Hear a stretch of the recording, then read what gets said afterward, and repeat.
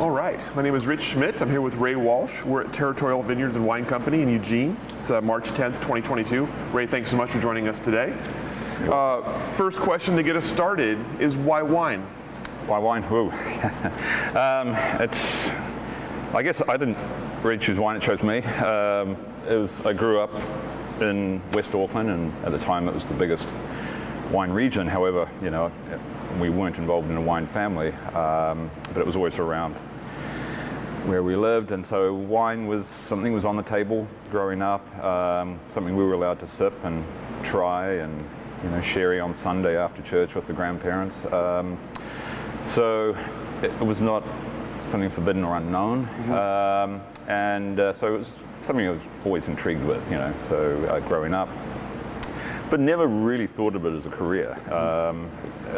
And as a teenager, it was kind of funny. We were, my father had a building business, and he also had a sideline business, which was buying, selling, and restoring antique firearms. So we would get invited to the vineyards all the time to just shoot, and as a teenager, what better than just shooting shit? And I think, it's great. So. Again, never really thought of anything as a career, but I got to talk to a lot of the people working in the vineyards and vineyard owners. So, as a young lad, I went to college. I struggled and kind of decided that environmental science is too damn hard, and what am I going to do with it anyway? So I pulled out and decided to be like any other typical Kiwi and bugger off, just what we call OE, overseas experience, and just pack a bag and go. And I did that for a year and a half, I guess, or close to it. I went, started off in Australia, up to Europe, and toured around, and eventually bought a motorcycle and went down to Africa for a while, and came back up, and getting towards the end of my monies, and bike was starting to look pretty sad, and came into a small village in Germany, a little village called Traben-Trabeck. It's about halfway down the Mosel River, and met a family, and they invited me in, and the next day, when they were saying, well, help yourself and leave when you want, as they were going off to work, and I thought, well, let me help you. It's the least I can do. So we went up the hill and up to the vineyards, very steep hills at that, and we picked fruit that morning, had lunch, and then came down to the winery and processed in the afternoon, and I just thought, this is the coolest thing, and I want to do this. And it really inspired me. So, like I said, I was towards the end of my trip. It was that time to put the emergency call in. Hey, Dad, I'm out of money. Fly me home. And so I did. I went home and went to school and worked on a fermentation science degree. And haven't looked back. I was very fortunate to get invites to work for some great companies in New Zealand, and it just went from there. I still enjoy it. I still like getting my boots wet and getting into it. What was it about that experience in Germany? What was so exciting about being in the vineyard, being in the winery? What drew you in? Oh God! Like I say, you're up on a steep hill. You're looking down this little village below the Rhine, the Mosel River, and you're picking grapes, and the camaraderie amongst people. They would, every time you would fill your basket, there would be a guy comes around with a petunias on his back, and you would have to empty it in. And every time you did that, he would pour you a little Riesling, which I was like, holy crap, no way, I can't do that. And so I was, like, I'd have the odd one, but most of them I'd say, no, I'm good. And even so, I was feeling it by lunchtime. And not that was the intriguing part about wine, but then it was just then grapes went away, another cart came up, and on the cart was just bread, salamis, cheeses, just all laid out on the cart, and horse-drawn cart, and it's just the whole romance of it, this is just so cool. And then in the evening in the winery, working away, doing whatever they asked me to do. And when we were finished, rolling up the hoses, it was a very small production. It was 2 families that owned it. So we were doing the processing in the basement of one family, and then the hoses would go down the street to the basement of the other family's home, to where the tanks were for the fermentation. And so you'd have to roll up down the street, the cobblestone streets, the hoses in the evening, and then off to the pub for dinner. Like, what's not to like? That was just magic. So you mentioned you go back to New Zealand and then you went for education in wine. Tell me about that experience. Now that you were in school for something you actually were excited about, what was different about that experience? Different because I'm motivated. I could visualize the end result, what I'm doing, what it was going towards. I'm slightly dyslexic, so I definitely had a learning disability, and it was hard. Sciences were never my strongest subject at school, but the motivation was there, so I pulled through it. And the thing that really made me more attractive, I think, in the work market in New Zealand is not so much my grades at school or anything like that.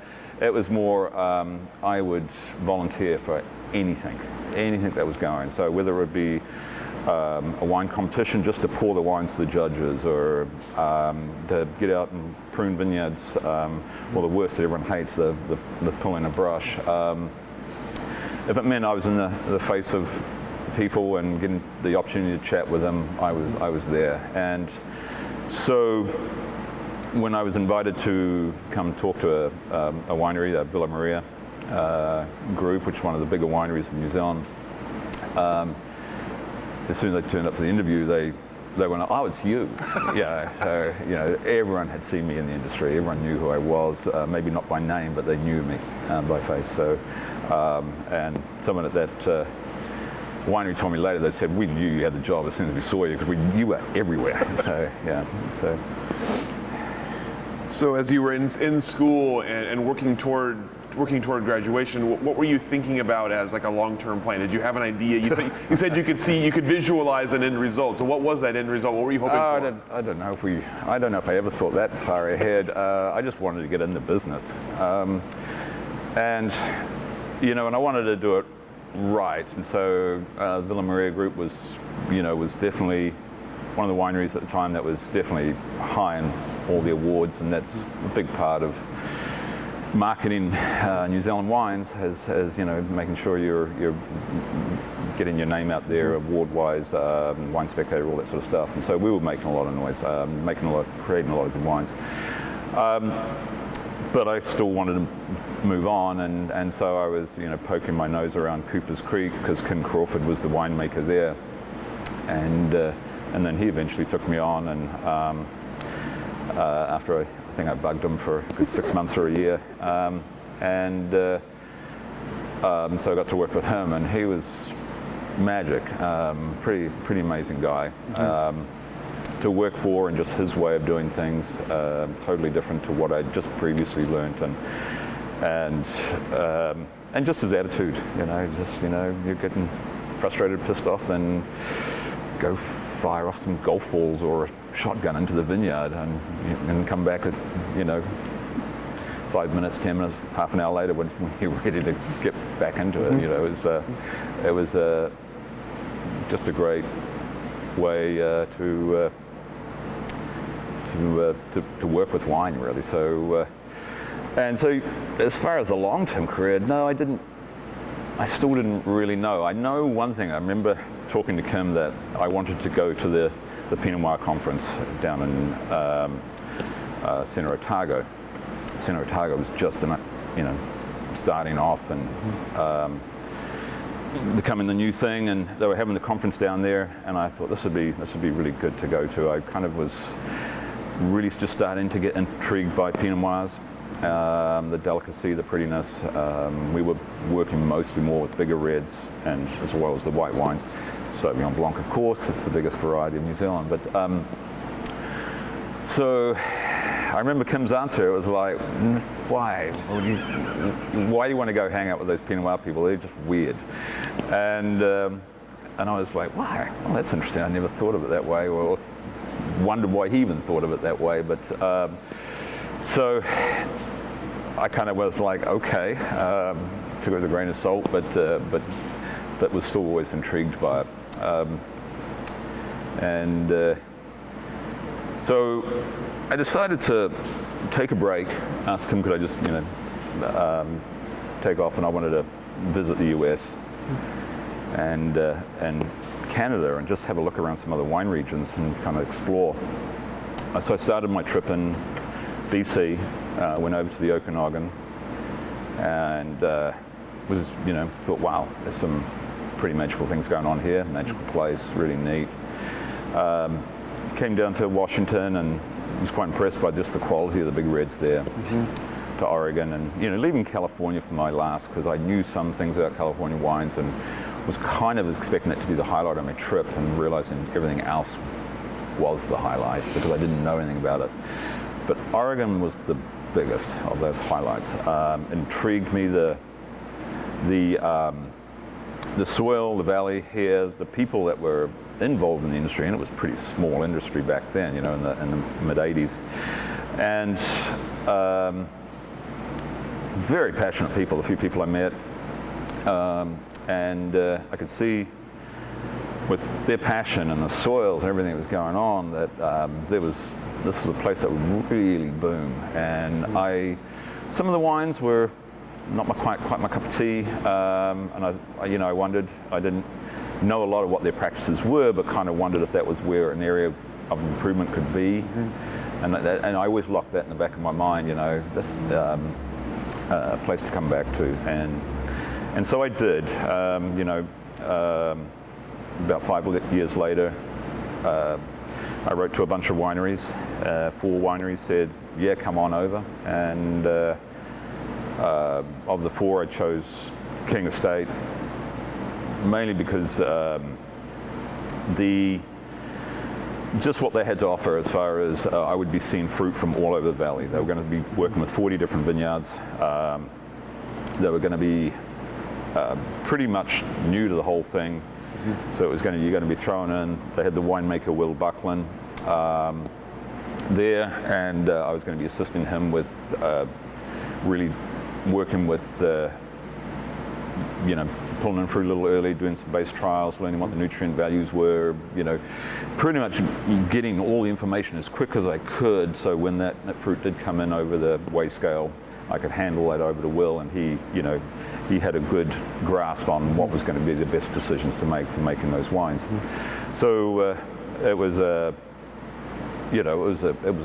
huge feat to take on. It was mind-boggling. I was getting a little stressed out, but a pretty cool feather to put in my cap, and that was my first introduction into the industry here in Oregon. What year was that? That was back in '93. '93. So it was pretty brutal. It was a pretty brutal harvest. Like, we were unprepared. It's a new building, a lot of unknowns. And the building was only half built, in fact. Well, not even half built. And so, a lot of construction going on at the same time. And hours were long. There were some days where you just worked as long as you could. And then, after 28, 30 hours, drop and get whatever sleep you needed, and then get up and just keep going again as long as you could. It was no sort of, it was not about daytime or nighttime. It was just whatever you could put in. And it was pretty brutal. So when they asked me to stay, it was like, hell no. I got a good job in New Zealand, and I'm heading back, So,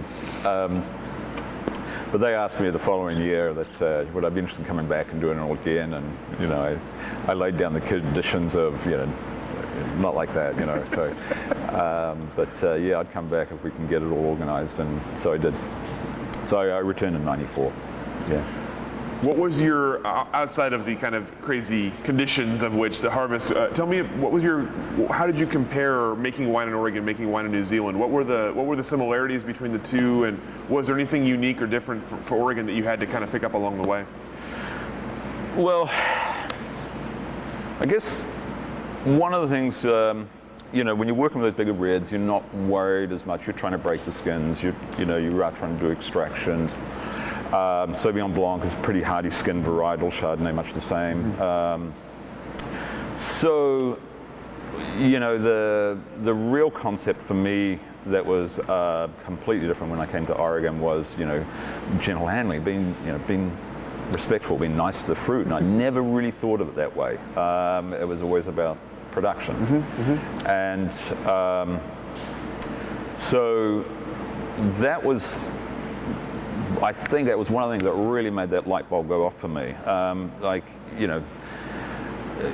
In order to be a good winemaker, you've really got to be passionate about the fruit, about what you're working with, the raw ingredient, and how to see that, and how to work with it, and be respectful of it. And so that was a real different concept for me, and I think that's when I really started becoming more, I think, connected with winemaking as opposed to it being a career or a job. So I think it was, that was probably an important turning point for me. You mentioned all the different vineyards, all the different parts of the valley that King Estate was and still is working with. Tell me about getting to know Oregon that way. What did you see in terms of varietals and in terms of soil types and elevations and growing conditions? What excited you about Oregon?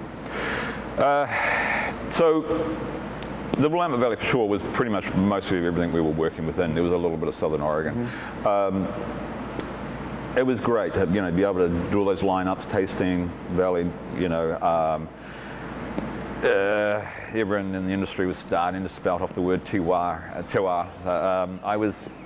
I was not on board with that one just yet. I thought we were all still way too young in industry, and still trying to learn a lot. What the fruit tastes like and stuff like that. But it was to be able to taste all that fruit and really sort of try and pick up what is, Ribbon Ridge area like, and what is, Chehalem Hills or Mid Valley, Eola, and everything down here. It was great to be able to learn that and really kind of start locking in those taste profiles in my head and in my mind. I guess with starting my own company, Capitello, as much as I was still younger then and had some color to my hair, and I wanted to be in Portland because, like I mentioned earlier, I was a single dad at the time, and so Portland was, definitely getting back to a city size that I was used to growing up, was where I wanted to go, and start something up there. And I really started looking at what I wanted to do for my own brand, and I thought in the North Valley I'd just be another one of the many, and down here, do I stay? Because I really was intrigued by the southern Willamette fruit. I really liked, we are the headwaters of the Willamette Valley. The valley's narrower here. I think a little more protection, less rainfall here. We tend to get a pretty good profile on the skins, and so the depth of color and the bluer fruit tones that tend to come on in the fruit with the southern Willamette vineyards, I thought was a little more of the profile I was looking for, so that's why I decided to stay down here. Varietal-wise, Pinot Gris, everyone knew me because we were the powerhouse of Pinot Gris for being King Estate, and that was a hell of a feat to be able to do. It was fantastic having Ed King with his vision, his money to back that vision, and the support to be able to do that. It was great. Am I passionate about Pinot Gris? Maybe not so much. It's a nice varietal. I think it's a great varietal for consumers because it is, it's elegant, it's pretty.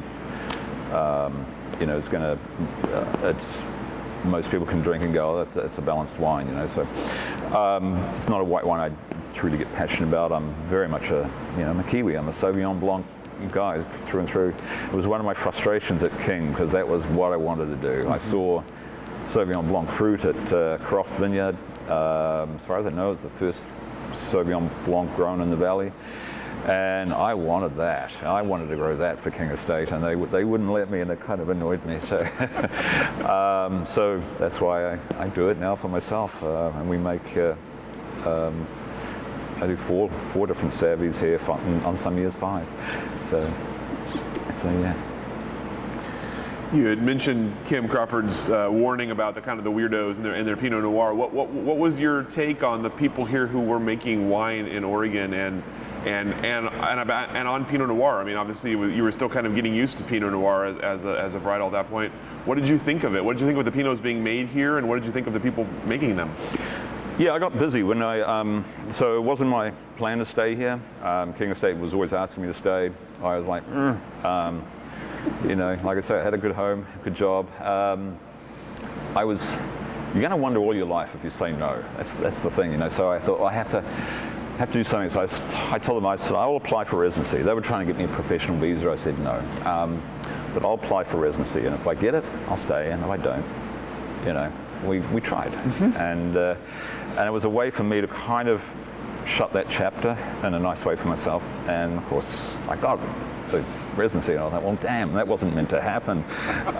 So I thought, well, in my mind, and I think I may have told them too, I said, I'll give you 2 years, but I still want to get on with my life, And two years turned into 10 pretty quickly. But getting to your question, the people, in that 2-year period that I'd set for myself, I really actively did get out. I really wanted to meet people, taste wines, learn as much as I could from this community and environment.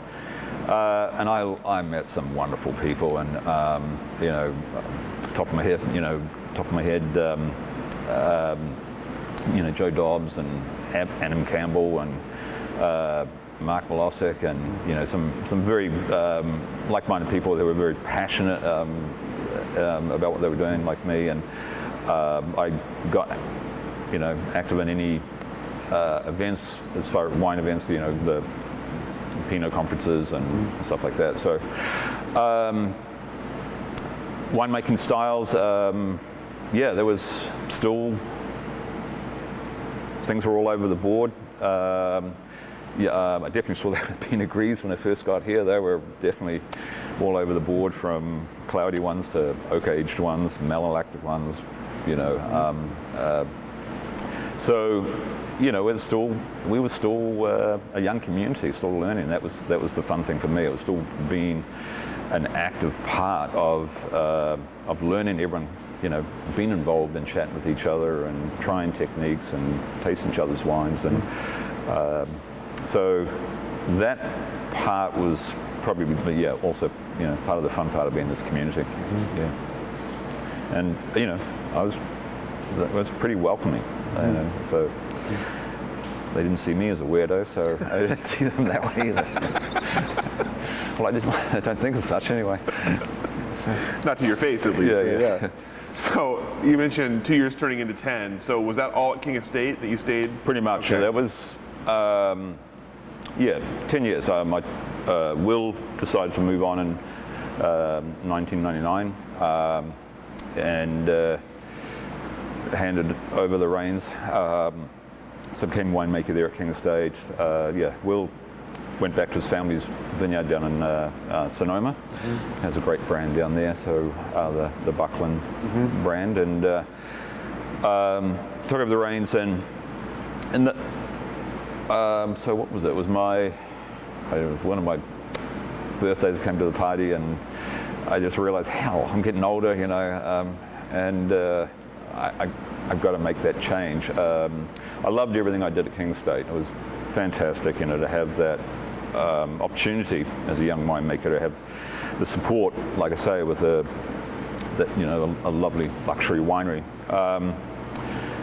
But we had grown, and as you go up and you get promotions in your career, and they come with more money, it was you take them, and it's great. But all of a sudden I was behind a desk, and that's not what I want. I don't want to be behind a desk. I want to be involved and get my hands dirty and be creative, try things, and I felt we were moving more into being more consistent with our quality to keep our market, going there. And so it was definitely time I knew I had to break away and get back into a production size that I could be hands-on. So everything I'm doing here is pretty much myself. I have part-time assistants for harvest and maybe a couple other busy periods of time, but I do everything myself. I really like to be in here, and even if I've got nothing to do, I'll be in here and find something to do, or touch my barrels, or taste my wines, or do something. Try things. As far as I'm concerned, if I stop and get complacent and, it's time to take off my hat, it's time to try something new. I really want to be innovative and experimental and still learn. And I don't care if I make mistakes. If it means I learn something, I'll do it, So in that time, and you decided to start your own thing, you mentioned kind of trying to figure out where you wanted to be. Tell us about starting a brand, coming up with a name, coming up with an idea of what you're going to make and where you're going to make it and how you're going to sell it. And how did all that come to fruition? Well, leaving King Estate, and it was hard. You get quite used to that umbilical cord of a nice salary, and it's definitely hard to cut that. When I was looking at, I knew I wanted to get back into smaller production, and smaller wineries don't have that sort of budget. They just can't afford that, and so it was a little bit of, wow, if I'm going to work for peanuts, do I work for myself? And then I was also doing some consulting to support myself as well, and starting a brand and getting it up and running. I quickly learned that consulting wasn't really my cup of tea. It's because I wasn't connected to those wines as much. I would give my advice, I would taste them, but then I was out of the picture, and how those wines eventually moved on, whether they took my advice or not, was never really always known. So it was fun turning that page and ramping down my consulting as my own brand started up. The name, I guess, I didn't want to use my own name. A couple of reasons I chose. I didn't know if I was going to stay here. Didn't know what I was going to do. I was a single dad. Already had a son here, and the U.S. was his home, and proudly so. So I did become a citizen to figure. I never want to have that sort of door closed. I always want to make sure if I do leave that I've always got that means to come back and visit my own kids. So I didn't want to have my brand named after myself in case I want to sell it, and I didn't want to sell my name. I also felt there's always some ego in the industry too. Winemaking it's artistry and ego. It's pretty much what motivates us. And so to say I don't have any is probably that would be a lie, I guess, too. So, but I just started thinking about what's going to be a name. I went over to Italy with my son, and we saw these Capitellos, which are shrines that would host a statue of a saint or a picture of Mother Mary or something like that. They'd be in the vineyards, they would be in the small villages. Some of them would have a prayer stoop on them where you could kneel. I really kind of like that connection to the vineyard. I like that name. So we thought, what the hell? That'll do. So without really thinking later how it might be a little weird having this Italian name, doing Oregon wines and being a Kiwi. But anyway, it is what it is. And then I kind of went to a lady that I knew here in town, a graphic designer who had done a lot of the initial work for King Estate, and said, I need a label. And she goes, okay, what's your ideas? And I go, well, I don't know, that's your job. And she goes, no, it doesn't work that way. You've got to at least have the ideas. Come to me with something. So I sat down with a doodling of little man. I put the stars of the Southern Cross in the sky to kind of can make that connection. And thought, thought it's pretty boring. Threw the moon in there and then some wine bottles in the sky just for the sheer hell of it. And I thought, I'm heading in the wrong track now. And I went back to her and I said, I don't know, I'm coming up a blank. This is, what I've been doing, but it doesn't seem right. And she goes, that's perfect. That's really all you need. That's great. And pretty much just put my doodling on a label. And I was really looking for something a little whimsical. But whimsical, gimmicky, it's a fine line. So, but anyway, it's the label is. We created a label, and that's been that. And then, it's been pretty much me putting the wines I'm making to those bottles, and making sure that I believe that every wine that goes on behind that label, I stand behind. I believe it's value for money that people get. So you mentioned obviously a desire to make Sauvignon Blanc, obviously Pinot Noir. Tell me about other things you made or wanted to make, and finding sources for the fruits you want, for the groups you wanted to make.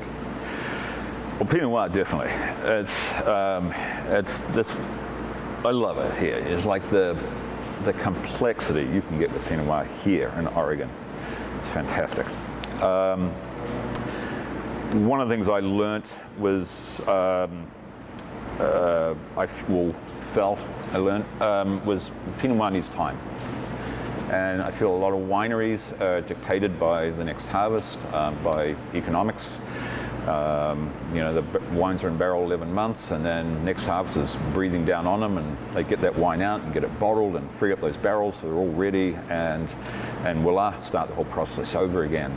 And I thought, why let that next, you put all your heart and soul on all that wine, and you're aging it in a barrel, and now you're letting the next vintage dictate your winemaking. And I just didn't believe in that. So everything I do here, I'm rotating 2 sets of barrels. So they can stay in barrel as long as I feel they need to, whether it's 14 months, and they're only just using that a little bit extra time, or it's 18 months, 24 months. Every wine gets that opportunity to stay as long as I feel it needs. And that's a financial commitment, both in the extra barrels, the evaporation losses, the time, the space you need, everything. But that's what I believe in. And the beauty and the smoothness, the velvety tones, everything you get in Pinot Noir when you do that extra time in barrel is worth every penny. The roundness, the balance, the beauty. It's just magic. When you create that, it's absolute magic. And that's what drives me. I have to say that's probably the biggest. Yes, you mentioned Sauvignon Blanc. Yeah, I can't get away from it. I'm still producing in New Zealand as well, both Pinot Noirs and Sauvignon Blancs for Capitello wines that I import back here. So still doing 2 harvests a year. So making my Oregon style Sauvignon Blancs and my New Zealand style Sauvignon Blancs is really fun. Same with the Pinot Noirs. Nothing I do is the same. I'm not doing it to measure apples for apples. It's coming back to, like I initially said, looking at the fruit, looking at what it really wants and needs to become a great wine. So my winemaking style and techniques in New Zealand are 100% different to what I do here. And then Sauvignon Blanc, yeah, I'm doing, as you see behind you, the concrete eggs. I love those for Sauvignon Blanc. I did one as a trial. I think I was one of the first in Oregon to ever, maybe Archery Summit may have been the other one. We were maybe the first 2 to do experiments with concrete eggs. And I totally believe in them and their magic for Sauvignon Blanc. Because we get more of a slightly more of a tropical fruit character, whether it be a cool year or warmer year. I always seem to get more of that tropical fruit, not quite the grassy jalapeno green that I get from New Zealand. And so I want to just really round out and make more of a balance to that tropical vein. And I think the eggs work well. I've branched out. We are now also doing a new varietal from, as far as I know, the only planting in Oregon, the Elk Head Vineyard, Sauvignon Gris. And we just bottled our third vintage of that, and it sells like hotcakes. It just blows out the door within 2 or 3 months. And it's a really fun varietal. It's not quite as grassy green as a Sauvignon Blanc, and it has some of those floral tones that you get from Pinot Gris skins coming into it, and just is a beautiful, smooth halfway road between that Pinot Gris, Sauvignon Blanc varietals, and of course it's a conversation opener. When people see that, they just assume it's a blend, and it's not. That's the varietal. So and it's it's fun to have that reaction with people and communicate with people, and then enjoy your wine. That's always the pat on our backs that we get when we see someone happy that enjoys your wine. And you mentioned sparkling also. Yep. So tell me about how that came to be. Well, again, it's well, I guess two things. One, I want to tease myself. I really want to push my boundaries and see what I can do and play. I'd only done sparkling once, and that was with Kim Crawford back at Cooper's, and it was okay. But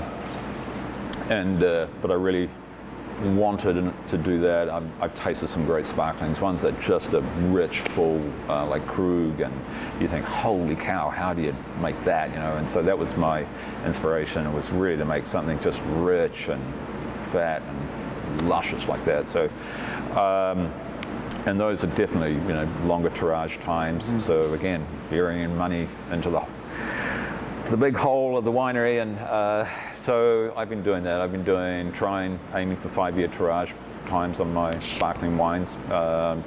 They're all non-vintage. I'm aging just like I was doing today, I've made up my blend and then putting some of it back to barrel, which will get put away to blend in future years. I try to hold back about 25%, 20 to 25% to blend away in future years, sacrificing the aroma profile of that stuff that I'm putting in a barrel for the texture, for the fatness that I can give to my blends in future years. It's fun. It's fun to create that complexity, that varietal. I don't personally drink a lot of sparklings. I love tasting them and trying them and experiencing them with them, but and that's what is the other aspect of what got me into it. My wife does and loves sparkling, so she was all, let's do it. So it's become quite a substantial part of the profile for Capitello now. So you talked about making the same wines or the same varietals in two different places at the same time, and how different that is. So I'm curious about how do you know what you're looking for in each place? Are you looking at numbers? Are you tasting? Like what is it about? Where's the sweet spot for what the wine should be? What an Oregon one should taste like? What a New Zealand one should taste like? How do you know? I guess, like I say, I really feel and look for the complexity we get with Oregon, and that's what I try to show off. New Zealand, it's about the intensity that you get with varietals, and so that's what I'm trying to show off there.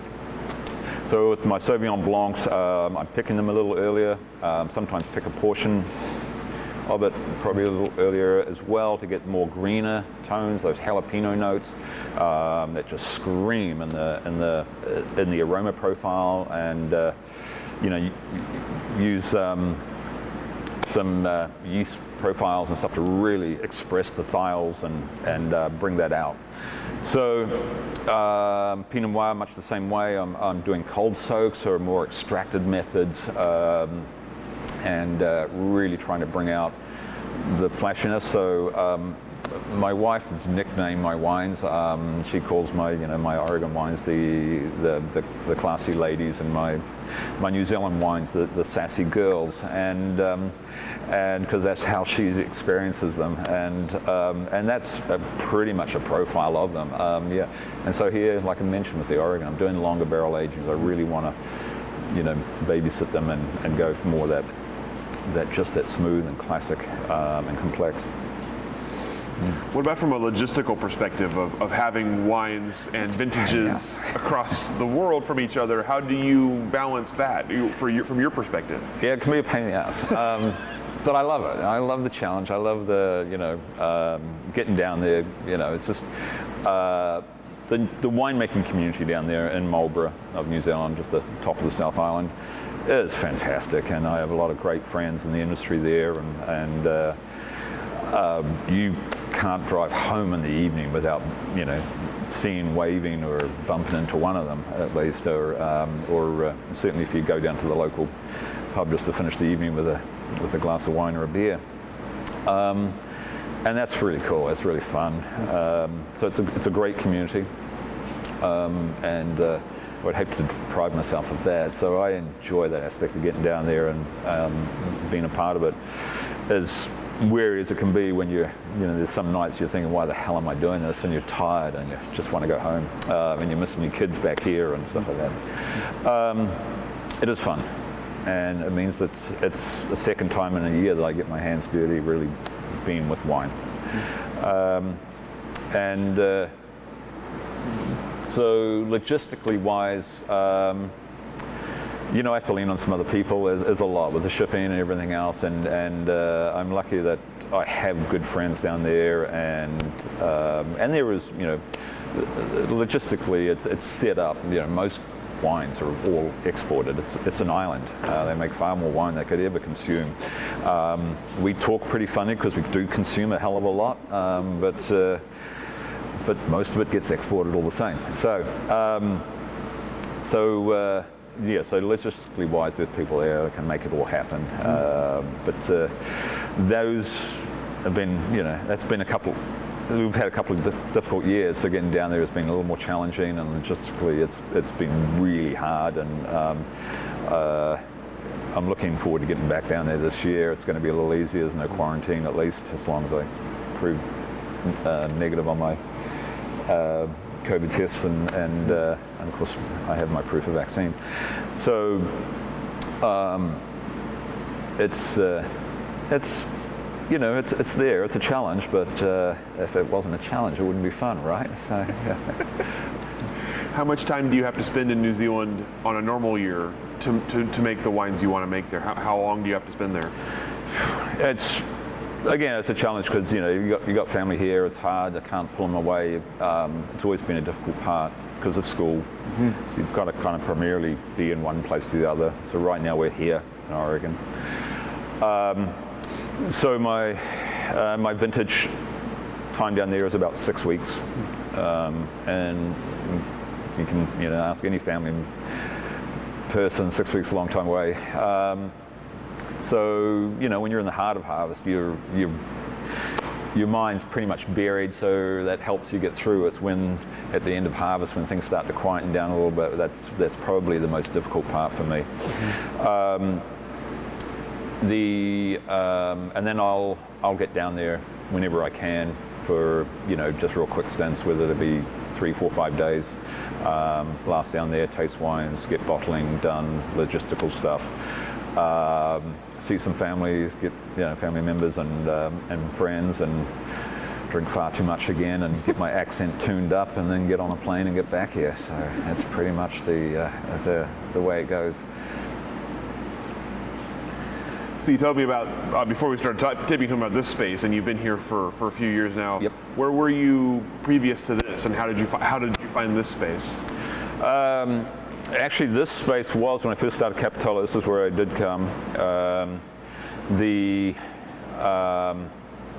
winemaker who was here prior was, I'm not sure if he was a little threatened or how he felt, but I got the feeling it was time to leave, and so I went up to another local winery, Sweet Cheeks, who had an Australian winemaker, Mark Nicol, who allowed me to come in there and play around with my wines there, which was, it's really nice of any winemaker that'll do that. It's because it's an inconvenience, and you don't know, like I say, what ego you're going to come up with, and harvest will certainly bring that out in anyone. So true colours. So really nice of them to do that. And then in 2013, one of the owners of this place, Alan Mitchell, who manages all the vineyards that we work with here for the Territorial brand. Came back to me, said he was always impressed with the wines I'd made, especially in those challenging years, 2007, which we had buckets of rain. And he tasted my wines and he said, that was an amazing wine you made. And he felt, challenging years were always here in the Willamette Valley, whether it be, rain or weather conditions, and they still are challenging, and now fires are the new one. And he really felt that was the change he needed to make. He needed someone here that really wanted to be able to be on the ground, that could really deal with those challenges and make great wines. I told him flat out, I said, well, the key ingredient to the success of my 2007 was I looked at the weather forecast and saw 6 days of heavy rain, and I thought, well, that's depressing, and I bought a plane ticket and I just went to New Zealand. I thought, I can't deal with that, and just went down there for 5 days, and thought, well, I better stay on Oregon time. So it meant I was getting up at 4 in the morning and sitting outside watching the sun come up and birds chirping, having my cup of coffee, and it really put me in a great space, and a mindset. And when I got back here, I was just like, okay, let's go. And I looked at everyone else who was absolutely frazzled from watching 6 days of heavy rain, and I just, went out there and I got out in the vineyards and I looked at what was going on, and I think it just helped me make really good decisions. And that year, and it worked. That's what it takes. So when he approached you in 2013, then what did you tell him? Well, that was interesting. He took me on, and of course then, 2013 came as another difficult year. Exact same thing. Everything was lined up to be another great year, just like 2007 had been. And then right on the eve of harvest, we got that weather forecast of heavy rains coming in, and really heavy rains, in fact. And I had to tell Alan it'll be okay, and he's lives on his vineyard site, and he's got an iron roof, and he's hearing that rain come down going, holy shit, I've just finally got this winemaker, I'm paying him all this money and I'm going to lose it all, And yes, I'm always a little concerned, but it rains every year here. And it seems like winemakers, we have short memories, and we forget that, and the first rain cloud comes over and we piddle our pants and get into a little tizzy, and it's like, no, just calm down and deal with it and get out in the vineyards and, look at your fruit and see what it's telling you to do. And yes, there was there was one vineyard I decided to pick. I could see the fruit the skins were starting to soften, and it was, it wasn't 100% there where I would have liked it to be, but it was pretty damn close, and I felt it's probably not going to handle that rain very well, and I chose to pick that one. The rest of the fruit, I thought, no, I'm just going to let it hang. I'm just going to wait it out, and we'll work with that. We've got a little bit in just to cover our bets, and we'll let the rest stay, and let it be what it's going to be. And it's important. I think that's part of why we are doing cold climate winemaking. It is to show off the expression of that vintage. And I don't want to get into factory winemaking and genericing, making it the same year in, year out. We're more often not now getting warmer years, which I'm not as excited about. They're flashy, people love them. They're not the magic of that true Willamette Valley Pinot Noir that I'd grown up to know. And so, I'm not scared. I kind of like some of those more challenging years and that expression that you're going to get from them. Except for fires. I don't need that. We're going to come back to that in a second, so hold that thought for a moment. Yeah. So tell me about, you've built your brand at this point. You've been doing your brand for over a decade when you come back here, and now you're taking on a whole other big project. So tell me about balancing that and making sure that all of the wines you're making get the attention you want them to get in a given year. Oh, it's pretty easy. Everything's on one level here. I've got the lab in one corner. So, I'm passing every wine that I work on every day that I'm in the cellar. It's, for a winery on a budget, it's a really well laid out winery. It's not a glorified, gravity-fed, blah-de-blah or anything like that, but it's a very functional and well laid out winery. And I can logistically do everything here single-handedly, working, my own brand, the owner's brands, Territorial, and 7 other clients that I have in here. I pretty regimentally, choose a certain amount of wines per day that I'm in the cellar to taste through, and so I'm getting through my winery over the course of 2 to 3 weeks, every wine being tasted, and then start back and continue on. Obviously they're going to get tasted more so when we're getting close to bottling and trials and stuff like that to be made.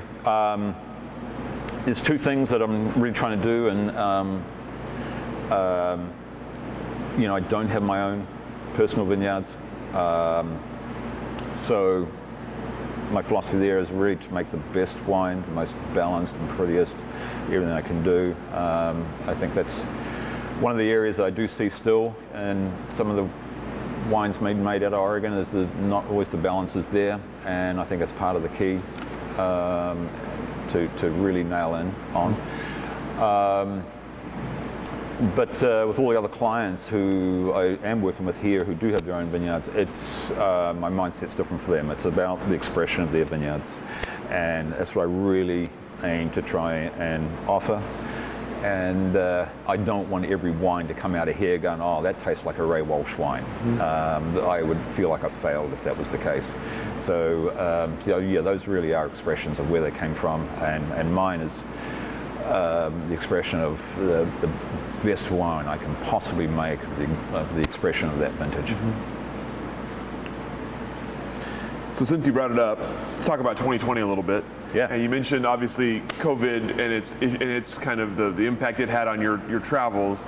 I'm curious about any other impacts it had and adjustments you've had to make the past couple of years to the way you've worked as it relates to the pandemic. Well, as far as the fires also? Fires are going to be the next question, so you can answer it now, okay. or we can get to it next. So, yeah, it was heartbreaking actually. It was such a big unknown. So, I'm in my own little world in here, I must admit. So, COVID or not COVID, I'm in the cellar. I'm in my own little world, and I'm happy as a pig in mud when I'm in here. This is where I want to be.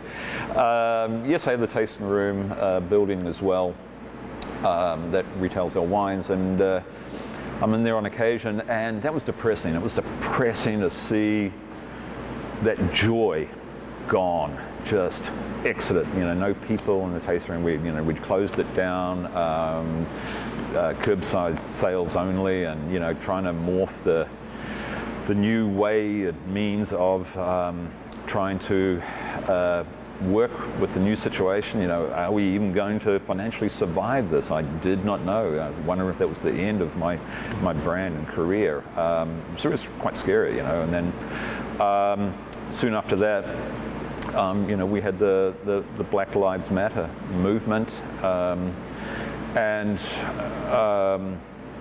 and then being a downtown urban winery, and I was right next to where the jail and the police station are, so big protests, and of course some of those protests unfortunately got out of hand, and so every day I was coming down the street wondering if my tasting room building was even there, were the windows still going to be there.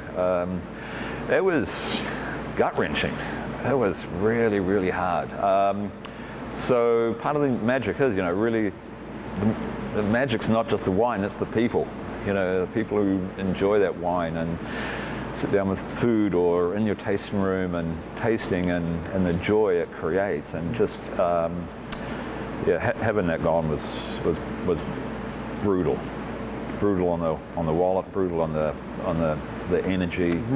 So, and so, you know, we just had to morph and do what we could. And as things started opening up, get a marquee tent up outside and try and make an environment that was safe and inviting. You know, put trees under it and lights and space tables out with you know, trees and everything in between them, and give a place where people could still come and still experience part of that old normal life. And it was kind of fun. It was kind of fun to see on a freezing cold, even snowy night, people come out and enjoy it and make you realize that, like, man, we really have got so conditioned to always being warm and cozy inside, and we don't need to be. We can be outside and still do this and enjoy wine and people and friendship and family.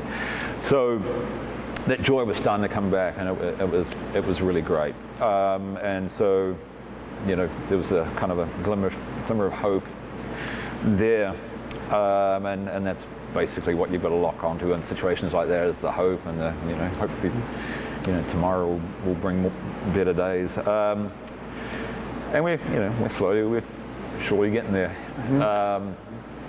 And to think we hadn't had enough, and like we were just talking about fires, oh my God, you know.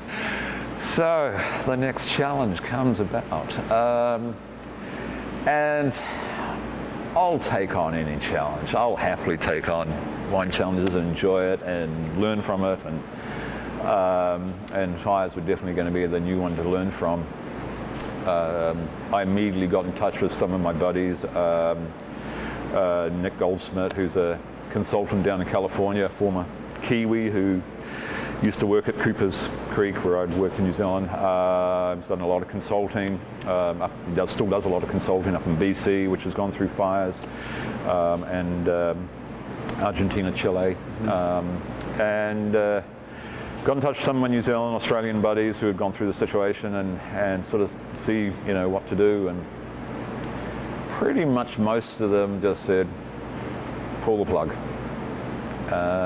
And you know, I knew I had been involved with Wine Secrets previously and done some work with them, and so I was very familiar with all the modern mechanical techniques. So I had all that knowledge, and I just felt that yes, you can get rid of some of the smoke taint. It's not permanent. It does come back. And I could make an okay wine, but it's not going to be a good wine. It's not going to be a wine I can stand behind with that label on, my label, or my clients' labels. So, you know, I chose to pull the plug. We dumped everything. I think all except for a little bit of what we had from the Croft vineyard, and it was the one area least affected in Oregon, in Willamette Valley, but everyone's affected. Everyone. Anyone that says their wine's winners, I'm sorry. But that one didn't. We kept 4 barrels of that, so we could have something at least to show off the expression of that vintage. And that's the reason. Just 4 barrels, 100 cases. Everything else we dumped, and it was thousands of gallons. I didn't want to sell it. I didn't want to make it someone else's problem, and I didn't want them coming back to me later and saying, I kind of wish I hadn't bought that. I just felt it was the best thing for the community was to dump it, and it was foul. I remember dumping one of the tanks first, a 2,000-gallon tank of it, and I went home that evening and I was really just sick to my stomach of physically, not in a mental term, but physically. My stomach had just turned from that smoke, that ashiness, like I'd just been standing next to a barbecue all day, barbecuing something, and your stomach was just full of smoke, and I just was ill and went to bed. So, you know, if it's doing that just from the aroma, why would you want to put that in your belly? So, it was horrible. I've never had to do that before, put wine down the drain. But all said and done, I knew I'd done the right thing. It was like ripping the Band-Aid off and coming back in the next day. I knew I'd done the right thing, and the relief it gave me, because now it's no longer my problem. I don't have to worry about how that wine's going to taste when it goes in the bottle, how that wine's going to taste down the road. Am I going to be able to sell it? What marketing gimmick am I going to have to come up with? What bullshit, am I going to have to do to make it all work? And no, I don't have to do any of that. It's done. And I can go home and I can just garden and don't have to worry about that anymore. But it was funny being here in the winery and not having that wine to work on. Not having anything to give some love to that year. That was a little bit of a bummer, but it was not a bummer to have that gone. I feel like I can fix most problems, just about any problem in the wines. But that one had me stumped, and it was it's a bummer, but we move on. But better times, right? Well, 2021 harvest, obviously a nice way to bounce back. So tell us how those are doing so far. Fantastic. Oh my God. It was a relief. We got a good fruit set. We were all like, yes, here we go. The conditions were good. The spring was nice. The summer was nice. Let's get back. There were a few days. Yeah, let's get back to the summer was bloody hot. We normally always experience, 1 to 2 weeks heat spike where we'll get into the 90s, maybe 100 degrees. I don't like them so much, those heat spikes, but they happen. 2021 was a massive. It was like 2 months of that. And it was pretty alarming. I was like, oh crap, we're really in for a high alcohol year. And I'm not a high alcohol winemaker. I don't like them. I really think high alcohol inhibits the aroma profile, the beauty of the wine, little kind of bitterness that the alcohol gives to the finish. They're just not wines I enjoy. Balance, basically what it comes back to. The wine's got to be balanced. So I was a little concerned with walking into that. I was amazed once we started getting out into the vineyards as the fall weather started coming on, and seeing that the sugars weren't really through the roof as I expected in a lot of the vineyards. And it seemed that it was just so hot the vines just shut down for the most part of that period. And so they were in a pretty good track for time-wise for a normal harvest, which was bizarre, weird. And then that fall, it was like the vines were on steroids. They were so ready to go, and they went, and they moved fast at that time. So really had to be on your toes for picking decisions. And got the fruit in here, and I was ecstatic. The quality of the white wines was magic, absolutely magic. They're just, even Pinot Gris that I might not be as exuberant about with my passion. I was going, wow, this is just amazing. This is like when you really get down to the grittiness of the core of a pear, when you really get to the seedy tones of a pear. That is just magic, and I love pear tones, and so in Pinot Gris when you get that. Everything was the expression of the fruit. Fantastic. Pinots, a little bit of, for the most part though, they're pretty nice. I'm really happy. There was the odd ones that ended up being high sugars that, and for the maturity level, they still weren't as mature as I'd like them to be for those sugars. And so, we'll probably do a little de-alc on those ones because they're higher in alcohol.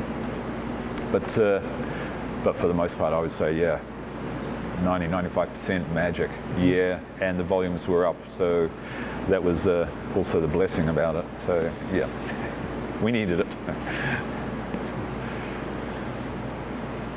So you talked about your initial impressions of Oregon wine, and an interesting path, because you came and visited, then you came back, and you weren't here consecutively, so you got to kind of see some growth in between.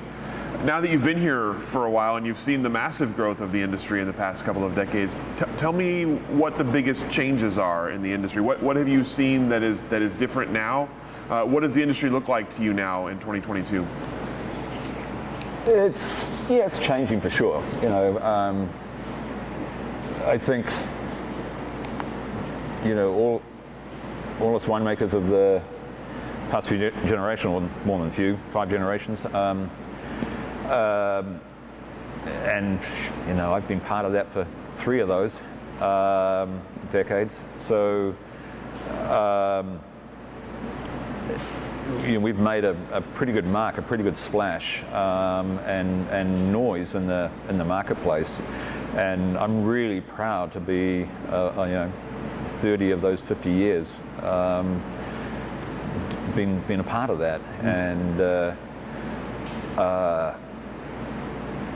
And it's deservedly so. There's some fantastic wines, and some fantastic people making those wines here in the Willamette Valley. But we're definitely, with that noise and raising eyebrows of outsiders, they're coming in, and it's a changing time, and we are definitely seeing the bigger companies, the foreign companies, coming in with big money, big ideas, big plantings, not the same level of passion, and that's the heartbreaking part of it for me. It's getting back to just it gets to really just production values. Canning, I'm not excited about it. If you want to do it, fine, but personally I'm not excited about it.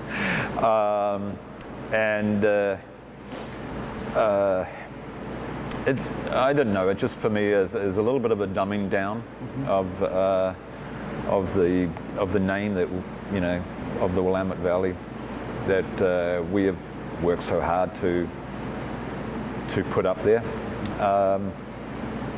It's not that you can stop it, but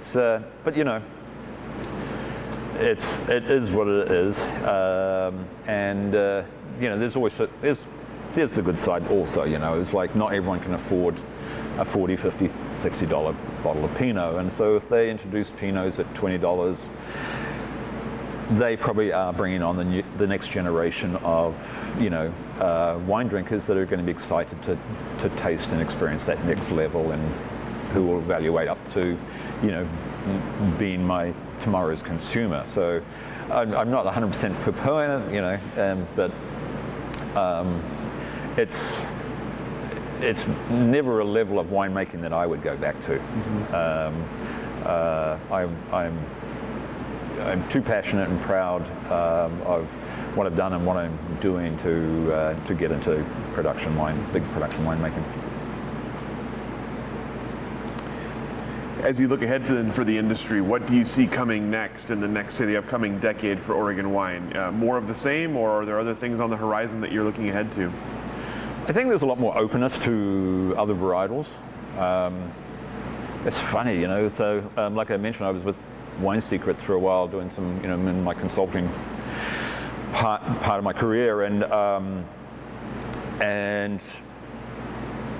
talking to winemakers about some of the tools that they had to offer and what we could do for your wines. And oh my gosh, what you would come up against, the crucifixes and the holy water would come out if you mentioned crossflow and RO and all these techniques. And I'm just like going, oh my gosh, people, I've been working with this stuff 30 years ago in New Zealand, like, come on, it's proven, but Pinot, the Pinot world here was a little, it's Pinot, I can't touch it. So that's changed. Winemakers are a lot more open to working with wines. There's some that still believe, and that's absolutely fine. You know, that's their philosophy. I'm not going to knock it. If they believe, I just want the expression from my site, and I'm not going to screw with it. That's the way it's come out. That's the way it is, and that's the expression. And that's absolutely, you know, I'm 100% supportive of that philosophy too. I'm, you know, like I said, I want to make the best wine I possibly can, but and on those difficult years, I want to make sure those tools are available to me and other winemakers if they choose to, and I've helped make those tools available. Yeah, the industry is not as concerned about those tools on Pinot now, so I think you're going to see wines from those commercial wineries becoming more kind of generic. I think you're going to see the openness even from some of those wineries that are more passionate and more rigid in their winemaking philosophy, more open to other varietals as times are changing and climate's changing and markets are changing. So there's I think a lot more openness in the industry to change than ever was, certainly compared to 10, 20 years ago. Where that's going to take us, to answer your question, in the next 10 years, you know, I hadn't really thought about it too much, but I do predict a lot more varietal differences. I think a lot more Sauvignon Blanc. I think it's becoming a varietal, becoming a little more passionate amongst winemakers here, and I'm really happy to be a part of that groundbreaking too. A lot more of the other warmer red varietals, the Tempranillo, and varietals of that sort, Italian varietals, both white and red, and Spanish varietals coming in. So, which, hey, I'm all on board for it. It's great to see that variety. I think that we've made such a mark. Like if you name a region, you know, if you name any region in France, you can pretty much, oh yeah, that's, you know, Burgundy is, but it's you know, it's Pinot Noir. Marseille, it's Muscat. You know, it's, you know, you can pretty much name the varietal, and I think Willamette Valley will always have, you know, it's Pinot Noir, Pinot Gris, and I think we can move on and do some other stuff without losing that history and key heritage that we have. So what about for yourself? Obviously a very busy winemaker, making wine multiple places. What's your future look like? What are you kind of looking ahead to for the next upcoming years?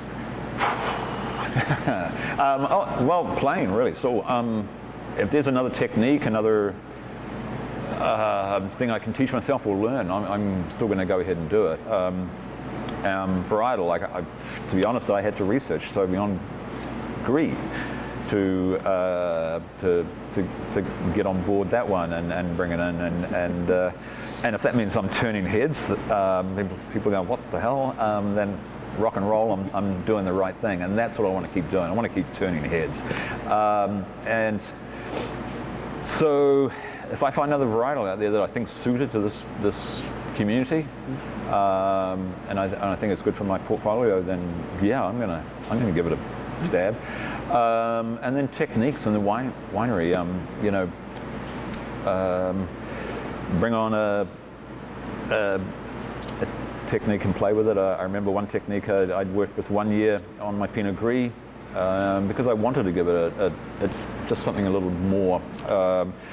You know, we all know sugar is a great way to add a little texture balance to a wine, and but I don't want my wines to be sweet. So we trialed 1 year with Pinot Gris. We just, during fermentation, because we all know, you know, leaf stirring is a technique to fatten up, get that sediment up there. But I wanted to get the leaf stirring during the fermentation, which you can't do, you know, because otherwise you're going to find a lot of your wine on the ceiling as it erupts. So So I did it by pumping the fermenting wine to another tank, capturing all the sediment that was already, the lees that had already fallen out by that stage, which a lot of it is yeast, and then getting it out and oxidizing that yeast and really splashing it and getting a lot of oxygen into there to speed up the autolysis and get it ripping again, and then get it back on top of the wine and let it filter back through the wine. And I did that, and I tasted the wine the next day and thought, oh my God, what have I done? And I was really gutted with myself. I had absolutely thought I'd screwed up, and the wine tasted muddy and oxidized, and I was like, oh shit. And I was kind of disgusted with myself. But I'm so busy with harvest that you just have to put it aside and get on with everything else. And then 2 weeks later, when I had a breather, open, things were getting under control, I thought, well, I have to fix this now, And I went back to that wine and pulled a sample to get my head around it. And I was like, holy shit, this is amazing. And the wine had just filled out. It was clean. The fermentation had gobbled up all the oxygen. It was rich and full and clean and luscious. And I was like, wow. So I thought, I'm going to keep doing this. So now we do this even sometimes 2 times to the wine during fermentation, if I have enough time to physically do that during harvest. So yeah, at the risk of even ruining wine, I'll play and experiment and learn. And I've done straw wines where I've laid grapes out on racks of straw for 30 days. I know in Austria it's meant to be 60 to be a true straw wine. I gave up after, kind of cowardly gave up after 30. I just couldn't, I thought, no, I don't think I can do another 30. And I've done that, a couple times now, done straw wines. They make amazing wines. And again, it's neat to be able to test myself and see if I can do it, and another story I can give to people out there about wine and about my, what I can do with wine. So what does my future hold? I don't know. But if I can find some other crazy thing to do, I'll do it for sure. Yeah. I'm not scared to do that. Do you still plan to stay making wine in both New Zealand and here Absolutely. for as long as you can? Absolutely, yeah. It's creating that connection, who I am, where I'm from, what I'm doing here. It's a big part of what I want to do. And I'll do it as long as I can. I have 3 children. Whether they want to do it, I hope not. If you want to make a buck, this is not the industry. We all know the jokes about it. Making a small fortune from a big one, but it truly is, an industry of artisan and ego. And my oldest son's already, he's a chef now, gone into that industry, something he's always said he wanted to do, and I'm really happy for him. I think he's gone in the right direction. My 2 young ones, I don't know where their direction is. My youngest, when he was a little guy, said, I want to be a forklift driver just like my dad. So who knows, he might be the little winemaker after all. But I'll do it. I don't expect it to be their thing, but I'm going to do it for as long as I can. That's all the questions that I have for you today. Brilliant. Anything I didn't ask that I should have? Anything we didn't cover that we should have covered? Anything? I'm trying to think. We got everything. My career history in New Zealand, I guess. Yeah, pretty much everything here. So pretty good. Excellent.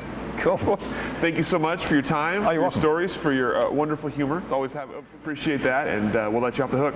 Cool. Thank you. No, it's good. Wine should be fun.